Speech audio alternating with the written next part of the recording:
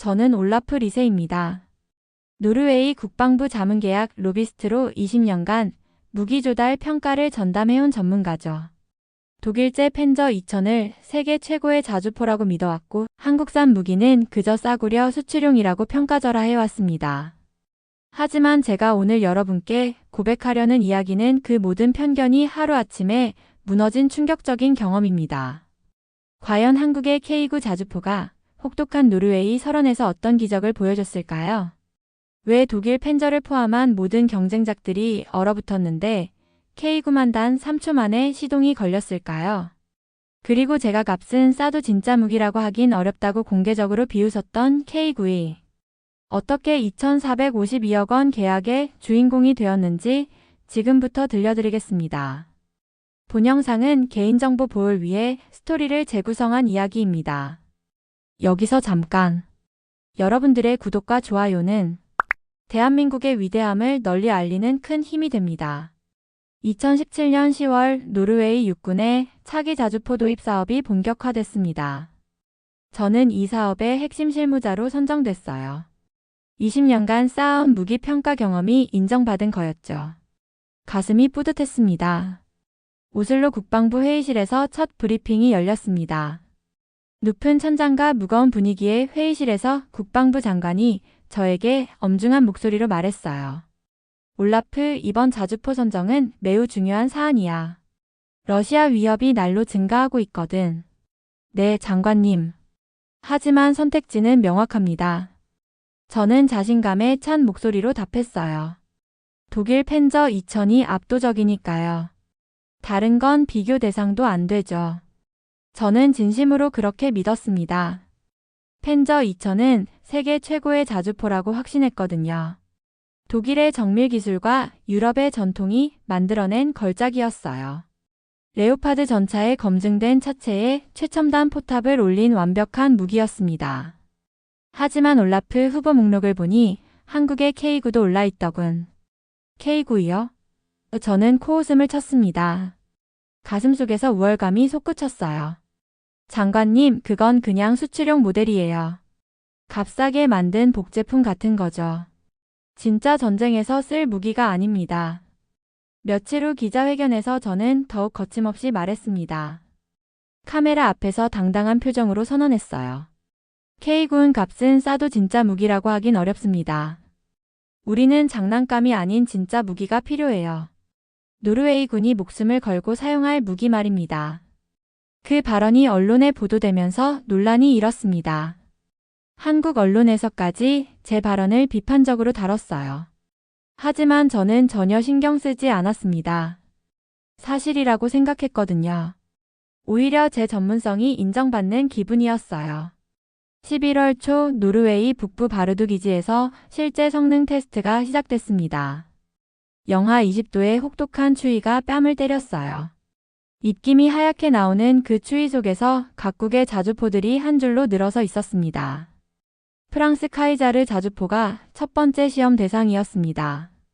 저는 두꺼운 방한복을 입고 관측소에서 지켜봤어요. 카이자르 눈길 주행 테스트를 시작하겠습니다. 시험 관계자의 목소리가 차가운 공기 중에 울려 퍼졌어요. 하지만 결과는 처참했습니다. 바퀴형 자주포인 카이자르는 눈길에서 심하게 미끄러지며 제대로 된 기동을 할 수 없었어요. 포격할 때도 차체 흔들림이 너무 심해서 정확도가 형편없었습니다. 역시 바퀴형은 한계가 있군. 저는 동료에게 속삭이며 고개를 저었습니다. 마음속으론 프랑스 기술에 대한 실망감이 컸어요. 다음은 미국 M109G 자주포 차례였습니다. 포격시험에서 포신이 심하게 흔들렸어요. 오래된 설계라는 게 한눈에 보였습니다.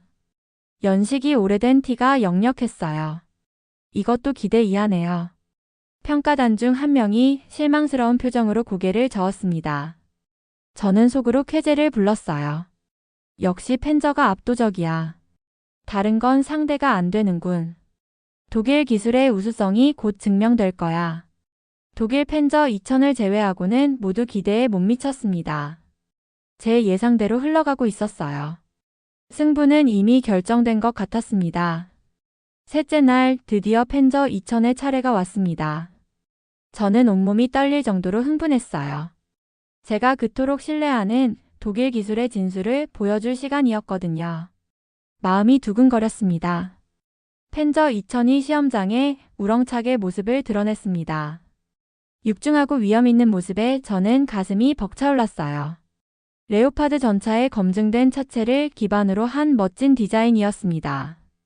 마치 강철 야수 같았어요. 자, 이제 진짜 자주포를 보시게 될 겁니다. 저는 평가단에게 자랑스럽게 말했어요. 목소리에 자신감이 넘쳤습니다. 펜저 2000은 제 기대를 완전히 충족시켰습니다. 포격 정확도는 경이로웠고 눈길 주행 성능도 탁월했어요. 특히 15초 만에 3발을 연사하는 급속사격 능력은 정말 압권이었습니다. 포탄이 정확히 표적을 맞히는 순간 저는 주먹을 불끈 쥐었어요. 역시 독일 기술이야. 이게 바로 진짜 무기지. 저는 흥분을 감추지 못했습니다. 평가단 모두가 입을 벌리고 감탄했어요. 펜저 2000의 성능은 정말 압도적이었습니다. 저는 벌써 승리를 확신하고 있었어요. 마지막 순서는 한국의 K9이었습니다. 조용히 시험장에 등장한 K9를 보는 순간 저는 실망감이 밀려왔어요. 펜저에 비해 너무 단조롭고 밋밋해 보였거든요. 마치 연습용 모형 같았습니다. 저건 그냥 잘 만든 수출용 모형 같군요. 저는 동료에게 코웃음을 치며 비아냥거렸습니다. 저런 걸로 펜저와 경쟁한다고? 웃기는 일이야. K9의 첫 번째 시험도 그저 무난했어요. 특별히 나쁘지도 특별히 좋지도 않았습니다. 그냥 평범한 수준이었죠. 저는 지루함을 느꼈어요. 역시 예상대로네요. 별 볼 일 없어. 저는 속으로 생각하며 시계를 봤습니다. 빨리 이 지루한 시간이 지나가길 바랐어요. 그날 밤 시험 관계자가 중대한 발표를 했습니다. 극한 환경 테스트를 위해 모든 자주포를 야외에 방치하겠습니다. 영하 30도까지 떨어지는 혹독한 추위였어요. 노르웨이 북극 지역 특유의 극한 상황을 재현한 테스트였습니다. 바람까지 불어서 체감 온도는 영하 40도 가까이 내려갔어요. 이 정도 추위면 어떤 장비든 힘들 텐데. 동료가 걱정스러운 표정으로 말했습니다. 저는 여전히 자신만만했어요. 펜저는 독일제니까 괜찮을 거예요. 독일도 겨울이 춥잖아요. 게다가 레오파드 전차 차체를 쓰니까 신뢰성은 검증됐어요. 하지만 속으론 약간의 불안감이 스쳤습니다. 이렇게 극한의 추위는 독일에서도 흔하지 않았거든요. 다음날 아침 충격적이고 믿기 어려운 광경이 펼쳐졌습니다. 카이자르부터 시작해서 M109G 그리고 제가 그토록 신뢰했던 펜저 2000까지 모든 자주포가 시동이 걸리지 않았어요. 마치 거대한 철덩어리들이 얼어붙은 것 같았습니다. 펜저도 안 됩니까? 저는 목소리가 떨리며 믿을 수 없다는 표정을 지었어요. 온몸에 소름이 돋았습니다. 독일 기술진이 당황하며 얼굴이 새빨갛게 달아오른 채 말했습니다. 죄송합니다. 예상보다 추위가 심해서 유압 시스템이 완전히 얼어붙었습니다. 펜저 2000의 엔진이 완전히 얼어붙었던 거예요. 그 강력하다던 독일 기술이 노르웨이의 추위 앞에서는 무력했던 겁니다. 저는 망치로 머리를 얻어맞은 기분이었어요. 그런데 마지막에 K9 차례가 되자 기적 같은 일이 벌어졌습니다. 한국 기술진이 시동 버튼을 누르자마자 단 3초 만에 엔진이 힘차게 돌아갔어요. 그 소리가 얼어붙은 설원에 우렁차게 울려 퍼졌습니다. 이게 도대체 뭐지? 저는 눈을 비비며 믿을 수 없다는 표정을 지었어요. 심장이 쿵쾅거렸습니다. 다른 모든 자주포가 얼어붙은 상황에서 K9만 멀쩡하게 작동했던 거예요. 마치 추위 따위는 아무것도 아니라는 듯이 말이죠. 평가단 전체가 입을 벌린 채 충격에 빠졌습니다. K9의 진짜 위력은 그때부터 시작됐습니다. 눈 덮인 험한 언덕을 마치 평지처럼 고속으로 주행하는데 차체 흔들림이 거의 없었어요. 마치 설원의 왕이 된 것 같았습니다. 저 안정성은 도대체 뭐지? 저는 입을 벌린 채 중얼거렸습니다. 제 상식으로는 이해할 수 없었어요. 포격 시험이 시작됐습니다. K9이 첫 발을 쏘는 순간 저는 온몸에 전율이 흘렀어요. 포탄이 정확히 표적 한가운데를 명중시켰습니다. 그것도 움직이면서 말이에요. 이동간 사격에서 저런 정확도라고? 동료가 경악했습니다.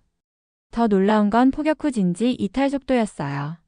사격 후 단 30초 만에 완전히 새로운 위치로 이동했습니다. 펜저보다 훨씬 빠르고 민첩했어요. 마치 거대한 맹수가 먹이를 낚아채고 재빠르게 도망가는 것 같았습니다. 한국 기술진이 자랑스럽게 설명했습니다. K9은 혹한지 운용을 특별히 고려해서 설계됐습니다. 엔진 예열 시스템과 영하 40도까지 견디는 특수 윤활유를 사용해요. 저는 점점 당황스러워졌습니다. 가슴이 두근거리고 손바닥에 식은땀이 났어요. 제가 그토록 무시했던 K9이 이런 압도적인 성능을 보여주다니 믿을 수 없었거든요. 15초 동안 3발 급속 사격도 보여드릴게요. 한국 측이 다음 시연을 보여줬어요. 펜저와 동일한 성능이었습니다. 아니, 어떤 면에서는 더 뛰어났어요. 장전 속도가 더 빠르고 안정적이었거든요. 연사 후 즉시 이동 가능합니다. 한국 기술진이 외쳤어요. 정말로 K9은 포격을 마치자마자 번개처럼 빠르게 자리를 옮겼습니다. 적의 반격을 받기 전에 완전히 사라져버렸어요. 평가단의 표정이 완전히 바뀌기 시작했습니다. 저 역시 말문이 막혔어요. 제가 그토록 무시했던 K9이 모든 경쟁자를 압도하고 있었거든요. 마치 꿈을 꾸는 것 같았습니다. 넷째 날 K9 내부 공개가 있었습니다. 저는 반신반의하며 포탑 안으로 들어갔어요. 그리고 또 한 번 충격을 받았습니다. 이게 뭡니까? 저는 입이 딱 벌어졌어요. 자동화된 장전 시스템이 눈에 들어왔어요. 펜저보다 훨씬 넓고 쾌적한 포탑 내부 공간에 최첨단 반자동장 전장치가 설치되어 있었습니다. 마치 우주선 내부 같았어요. 한국 기술진이 자세히 설명했습니다. 징집병 위주인 군 상황을 특별히 고려해서 안전성에 최우선을 뒀어요. 펜저처럼 자동으로 닫히는 위험한 폐쇄기가 아니라 수동으로 조작하기 때문에 사고 위험이 거의 없습니다. 노르웨이 포병이 감탄하며 말했습니다. 이건 우리가 쓰기에 정말 완벽하네요. 조작도 쉽고 안전해요. 게다가 공간도 넓어서 장시간 작전도 가능할 것 같아요. 저는 혼란스러웠습니다. 머리가 어지러웠어요. 제가 지금까지 겉모습만 보고 성급하게 판단했던 건 아닐까 하는 생각이 밀려왔거든요. 정밀 제어 장치는 어떻게 됩니까? 자이로스코프와 GPS를 결합한 최첨단 화력 통제 시스템입니다. 정확도는 펜저와 동급이고 반응 속도는 더 빨라요. 모든 게 제 예상을 완전히 뒤엎었습니다. K9은 단순한 수출용 모델이 아니었어요. 세계 최고 수준의 기술이 집약된 정밀 무기였습니다. 제가 얼마나 오만했는지 깨달았어요. 사격 통제 컴퓨터도 한국산인가요? 네, 완전 자체 기술입니다. 국산화율이 95% 이상이에요. 저는 충격받았습니다. 한국이 이 정도 기술력을 가지고 있을 줄 몰랐거든요. 나는 지금까지 무기를 겉으로만 봐왔던 건가? 저는 속으로 깊이 자책했어요. 20년 경력이 무색할 정도로 부끄러웠습니다. 일주일 후 오슬로로 돌아와 최종평가 회의가 열렸습니다. 긴장감이 감도는 회의실에는 국방부 고위 관계자들과 유럽 무기 로비스트들이 모여 있었어요. 분위기가 무거웠습니다. 독일 로비스트가 필사적으로 주장했습니다.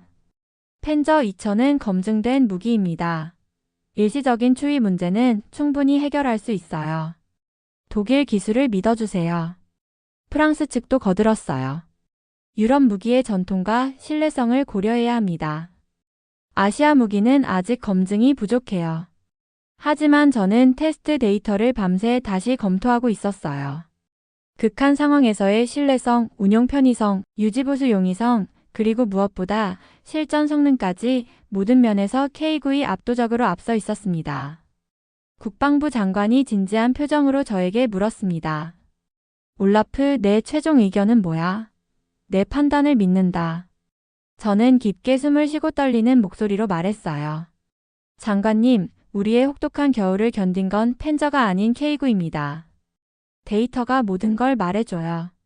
선택은 명확합니다. 회의실이 쥐죽은 듯 조용해졌어요. 모든 사람들이 숨을 죽이고 저를 바라봤습니다. 더 이상 브랜드나 전통이 아닌 순수한 성능으로 판단해야 합니다. K9이 노르웨이에 가장 적합한 자주포예요. 제 20년 경력을 걸고 보장합니다. 유럽 로비스트들이 격렬하게 반발했지만 저는 더 이상 흔들리지 않았습니다. 진실을 본 이상 더 이상 편견에 매달릴 수 없었어요. 제 양심이 허락하지 않았습니다. 2017년 12월 20일 노르웨이 국방부에서 역사적인 계약식이 열렸습니다. K9 자주포 23은과 K10 탄약 운반 장갑차 6대, 총 2,452억 원 규모의 계약이었어요. 저는 가슴이 벅차올랐습니다. 한화지상 방산 손재일 대표와 메테 소르폰덴 노르웨이 방사청장이 역사적인 계약서에 서명했습니다. 저는 그 자리에서 감동에 겨워 지켜보고 있었어요. 펜이 종이에 닿는 순간이 영원히 기억에 남을 것 같았습니다. 계약 체결 후 기자회견에서 저는 떨리는 마음으로 마이크를 잡았습니다. 처음엔 이 무기를 의심했습니다. 저는 숨을 깊이 들이쉬고 솔직하게 시작했어요. 한국산이라는 이유로 아시아 기술이라는 편견을 갖고 있었죠. 기자들이 조용히 집중했습니다. 플래시가 터졌어요. 하지만 지금은 확신합니다. 한국의 기술이 우리의 미래를 지킵니다. K9은 단순한 자주포가 아니라 노르웨이 방위의 핵심 전력이 될 거예요. 이건 혁명입니다. 몇 년 후 실제 운용 결과가 제 판단이 완전히 옳았음을 증명했습니다. 2022년 노르웨이는 K9 자주포 3운과 K10 탄약 공급 차량 8대를 추가로 도입했어요. 성능에 완전히 만족했던 거죠. 2025년에는 무려 23운을 더 구매할 계획까지 세웠습니다. 총 52문의 K9를 보유하게 되는 거예요. 러시아 국경 최전방에 배치될 예정입니다. 혹한을 견딘 무기, 그것이 진짜 무기입니다. 저는 지금도 이 말을 자주 합니다. 이건 제 신념이 됐어요. 제가 무시했던 K9은 이제 노르웨이군의 핵심 전력이 됐어요. 러시아와의 국경을 지키는 최전방에서 24시간 묵묵히 임무를 수행하고 있습니다. 혹독한 추위 속에서도 말이죠. 돌이켜보면 그때의 경험이 저를 완전히 바꿔놓았어요. 무기를 평가할 때 브랜드나 국가, 편견이 아닌 순수한 성능과 실용성만 봐야 한다는 걸 뼈저리게 깨달았거든요. 지금 저는 한국 무기 기술의 열렬한 지지자가 됐습니다. K9뿐만 아니라 KAI 수리온 헬기, 차세대 전투기 KF-21까지 노르웨이 도입을 적극 검토하고 있어요. 한 번의 편견이 얼마나 위험하고 부끄러운 것인지, 그리고 열린 마음이 얼마나 중요한지 뼈저리게 느꼈습니다. 진짜 무기는 극한을 견디는 무기예요. 그리고 그 무기가 바로 한국의 K9였습니다. 제 인생을 바꾼 무기였어요. 오늘의 사연은 여기까지입니다. 지금까지 미라클 대한민국 저는 윤서였습니다. 여러분의 생각을 댓글에 작성해주세요. 또한 대한민국의 위대함을 널리 알리기 위해 구독, 좋아요로 함께 해주세요. 오늘도 좋은 하루 되세요. 감사합니다.